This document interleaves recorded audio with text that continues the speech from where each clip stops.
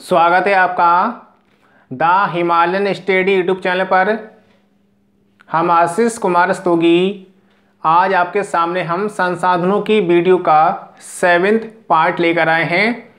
इससे पहले हमने आपको 6 वीडियो प्रोवाइड कराई थी और जो कैंडिडेट इस वीडियो को पहली बार देख रहे हैं वह सबसे पहले इससे पहले की 6 वीडियो को ज़रूर देख लें आप ये, और हमारे इस चैनल को लाइक करना ना भूलें आप ये, और वीडियो को यानी कि आप लोग हमारे चैनल को सब्सक्राइब कर लें और बेल आइकन के बटन को प्रेस कर लें ताकि हमारा नोटिफिकेशन आपको मिलता रहे। और हमारे इस चैनल को लाइक करना ना भूलें आप ये, और वीडियो को आप लोग ज़्यादा से ज़्यादा लोगों को शेयर करें ताकि ज़्यादा से ज़्यादा लोग इस वीडियो का फ़ायदा उठा सकें। तो ये जो आपकी सीरीज है संसाधनों की है, और संसाधन को हम कहते हैं इंग्लिश में रिसोर्सेज के नाम से हम जानते हैं। और ये है आपकी जो सीरीज है सभी प्रतियोगी परीक्षाओं की दृष्टि से मोस्ट डिमांड है। ये आपकी SSC, railway, PCS, RO, ARO और आपका बीईओ या कोई भी एसआई या यूपीपी कोई भी आप तैयारी कर रहे हैं, सभी परीक्षाओं की दृष्टि से आपका ये टॉपिक आपका मोस्ट डिमांड है। इसलिए आप लोग इस टॉपिक को बड़े ध्यान से समझेंगे आप ये। तो देखिए आपके सामने लिखा हुआ है बोर्ड में संसाधन संरक्षण के उपाय, ये आपके सामने लिखा हुआ है। सबसे पहले समझते हैं संरक्षण के बारे में, क्योंकि संसाधनों के बारे में आप इससे पहले समझ चुके हैं। संरक्षण का मतलब होता है बचाना, यानी कि किसी भी चीज़ को ख़त्म होने से बचाना। यानी कि संसाधन आप जानते हैं वर्तमान परिवेश में बहुत तेज़ी से इस्तेमाल हो रहे हैं आपके संसाधन, और ये ख़त्म होने के कगार पर हैं। इनका संरक्षण करना बहुत ही ज़्यादा ज़रूरी है। तो आपको बताएं, हम जब से औद्योगिक क्रांति हुई है संसाधनों का तीव्र गति से विनाश हो रहा है। मानव ये जानते हुए कि संसाधनों की मात्रा धरती के अंदर सीमित है फिर भी बहुत तेज़ी से इस्तेमाल कर रहा है, जैसे पेट्रोलियम, कोयला और प्राकृतिक गैस और आपके परमाणु खनिज। ये जानते हुए कि इसका जो है ज़्यादा से ज़्यादा अगर हम इस्तेमाल करेंगे तो ये ख़त्म होने के कगार पर होंगे, जिससे आने वाले टाइम में यानी कि बहुत बड़ा एक ऊर्जा संकट उत्पन्न हो सकता है। इसलिए आज वैज्ञानिक जो हैं एक तरीके से समस्या का सामना कर रहे हैं, लेकिन एक आम जनता जो है इसको समझ नहीं पा रही है। तो इसलिए आज हम आपके सामने टॉपिक लेके जो आए हैं, ये आपका लिखा हुआ है संसाधन संरक्षण के उपाय, यानी कि हम कौन कौन से उपाय कर सकते हैं जिससे संसाधनों का संरक्षण हो सकता है। तो आपके सामने नंबर 1 लिखा हुआ है प्राकृतिक संसाधनों के सदुपयोग, यानी कि प्राकृतिक संसाधनों के सदुपयोग, इसका मतलब होता है विवेकपूर्ण उपयोग। तो इसको हम समझ लेते हैं। इसका मतलब ये है कि हमें जो है संसाधन जो हैं जो प्रकृति ने उपहार के रूप में दिए हैं उसको जो है विवेकपूर्ण रूप से उपयोग करना चाहिए। यानी कि जितनी आवश्यकता है उतने संसाधनों का हमें उपयोग करना चाहिए। ऐसा नहीं है कि बहुत ज़्यादा हमने संसाधनों को भर लिया, इकट्ठा कर लिया, धरती को खोद के निकाल लिए और उसका हम इस्तेमाल तो कर नहीं रहे, तो वो संसाधन यानी कि जितनी जल्दी हम निकाल लेंगे वो सब खत्म होने के कगार पर होंगे। आने वाले टाइम में ये आपका ऊर्जा संकट उत्पन्न हो सकता है। तो इसलिए लिखा है कि बुद्धि के आधार पर यानी विवेक के आधार पर हम संसाधनों का उपयोग करें ताकि आने वाली पीढ़ी के लिए भी ये संसाधन उपयोगी यानी कि सिद्ध हो सकें। तो इसलिए लिखा हुआ है प्राकृतिक संसाधनों के सदुपयोग, या इसे कहते हैं विवेकपूर्ण उपयोग। ये क्वेश्चन आपका पेपर में आ चुका है कि ऊर्जा यानी कि आपका संसाधनों के संरक्षण का सबसे अच्छा माध्यम क्या है। तो उस ऑप्शन में लिखा हुआ था, एक ऑप्शन में डाल रखा था विवेकपूर्ण उपयोग, तो ये ऑप्शन बिल्कुल ठीक है।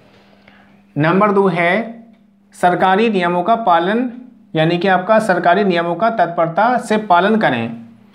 जो सरकार ने यानी कि हमारी गवर्नमेंट ने जो नियम बना रखे हैं, यह विश्व के अलग अलग देशों में सभी जगह नियम अलग अलग हैं, तो हमें उनको फॉलो करना चाहिए। और इसके संबंध में सरकारी नियमों के संबंध में अंतर्राष्ट्रीय समझौते, संगोष्ठियाँ, सम्मेलन का आयोजन होता है, और इसमें काफ़ी जो है इस संरक्षण के लिए काफ़ी मुद्दे रखे जाते हैं ताकि आम जनता को ये जानकारी पहुंच जाए। इसलिए इसमें लिखा हुआ है कि सरकारी नियमों का पालन तत्परता से करें। तो गवर्नमेंट जो भी नियम बनाती है हमें उसके आधार पर पालन करना है, नहीं तो हमें दंड मिलेगा। जैसे लिखा होता है कि वनस्पतियों को, पेड़ पौधों को नुकसान ना पहुंचाएं, तो उसमें क्या है, एक यानी कि जेल हो सकती है, कारावास का इसमें प्रावधान कर रखा है, यानी कि भारत सरकार ने भी। यानी कि अगर हम पेड़ों को क्षति पहुंचाएंगे तो उसका क्या है, सज़ा मिल सकती है हमें। तो ये सब आपके एक तरीके से गवर्नमेंट के द्वारा नियम बनाए जाते हैं। अगर ये सरकारी नियमों का पालन जो है तत्परता से अगर हम करें, बहुत ज़्यादा सही तरीके से गवर्नमेंट के माध्यम से कराए जाएं, तो ये संरक्षण हमारे हो सकते हैं संसाधन। इसके बाद है नंबर 3, गैर परंपरागत संसाधन को बढ़ावा। ये आप जानते ही हैं कि वीडियो नंबर 6 में हमने यही टॉपिक आपको समझाया था कि गैर परंपरागत साधन कौन कौन से होते हैं। गैर परंपरागत का मतलब भी जान लीजिए आप, ये ऐसे संसाधन जो वर्तमान परिवेश में वैज्ञानिकों द्वारा खोजे गए हैं, वर्तमान परिवेश को ध्यान में रखकर, और इसकी बहुत ज़्यादा आने वाले टाइम में संभावनाएं हैं, इससे हमें कोई क्षति नहीं है। इसमें क्या आता है, सौर ऊर्जा, पवन ऊर्जा, बायोगैस या गोबर गैस भी कहते हैं इसे हम, और इसके बाद भूतापीय ऊर्जा और आपका ज्वार भाटा। ये सब आपका सब चीज़ें क्या हैं, ये आपकी गैर परंपरागत ऊर्जा के साधन हैं। अगर हम इन चीज़ों पर निर्भर रहेंगे ना, तो हमारे जो परंपरागत साधन हैं हम उनका ज़्यादा से ज़्यादा उपयोग नहीं करेंगे। इससे क्या होगा, संरक्षण होगा, कोयला, पेट्रोलियम, प्राकृतिक गैस का संरक्षण होगा। इसलिए यानी कि हमें जो है गैर परंपरागत संसाधन को बढ़ावा देना चाहिए। इसलिए आप ध्यान रखना कि भारत में भी बहुत ज़्यादा संभावनाएं हैं। सौर ऊर्जा प्लांट आपके लग रहे हैं भारत में, और आपके पवन ऊर्जा चक्की भी लग रही हैं आपकी, और आपकी बायोगैस की भी संभावनाएं काफ़ी, क्योंकि कृषि प्रधान देश है भारत। इसके बाद है नंबर 4, संसाधनों की मात्रा सीमित। अब संसाधनों की मात्रा क्या है, धरती के अंदर सीमित है। अब ऐसा तो है नहीं कि धरती के नीचे कोई फैक्ट्री लगी हुई है, लगातार संसाधन बने आ रहे हैं, कोयला बने आ रहे हैं, हम निकाले आ रहे हैं उसको। इसकी मात्रा निश्चित है, एक बार बन चुके हैं, अब ये दोबारा जो है नहीं बनने वाले अब। यानी कि झारखंड में कोयला जो है निश्चित मात्रा में है, जब वो ख़त्म हो जाएगा तो भारत में ऊर्जा संकट उत्पन्न हो जाएगा, क्योंकि भारत में अधिकांश कारखाने या अनेक प्रकार के उद्योग जो हैं आपके कोयले से चल रहे हैं। तो ये आपका क्या है, भारत में संकट उत्पन्न हो सकता है अगर हमने इनका संरक्षण नहीं किया। तो ध्यान रखना आप, ये संसाधनों की मात्रा सीमित है। ऐसा लगता है एक आम व्यक्ति को कि कितने संसाधन बहुत सारे भरे हुए होंगे धरती के अंदर। जल भी एक संसाधन है, पानी को बहुत तेज़ी से बहाने लगे हैं लोग, फालतू पानी बहा रहे हैं, जहाँ पर पानी का इस्तेमाल नहीं करना है वहाँ पानी फेंक रहे हैं लोग। इसको हमें संरक्षण करना होगा, क्योंकि जल ही जीवन है। ध्यान रखना आप ये। और आपको बताएं कि एक विचारक ने कहा था कि प्रकृति ने सभी चीज़ों को स्वच्छ बनाया है, परंतु मनुष्य के हाथ में आते ही यह अशुद्ध हो जाती है। ये वाक्य बिल्कुल सही कहा है उन्होंने। इसके बाद है नंबर 5, पर्यावरण के यानी कि पर्यावरण के तत्व परस्पर अंतर संबंधित। पर्यावरण के तत्व परस्पर अंतर संबंधित, इसका मतलब क्या है कि धरती की कोई भी चीज़ एक दूसरे से जुड़ी हुई है।